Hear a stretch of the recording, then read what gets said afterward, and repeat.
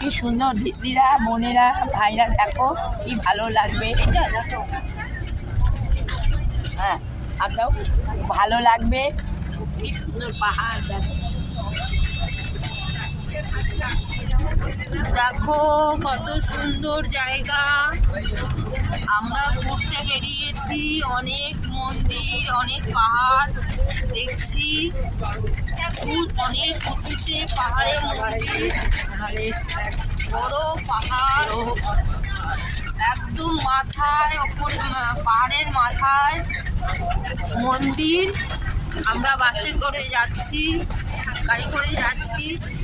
আমরা ওইখান থেকে দেখি, ভেতর থেকে দেখেই আমরা ছবি তুলছি, দাঁড়াও, সবাইকে দেখাচ্ছি।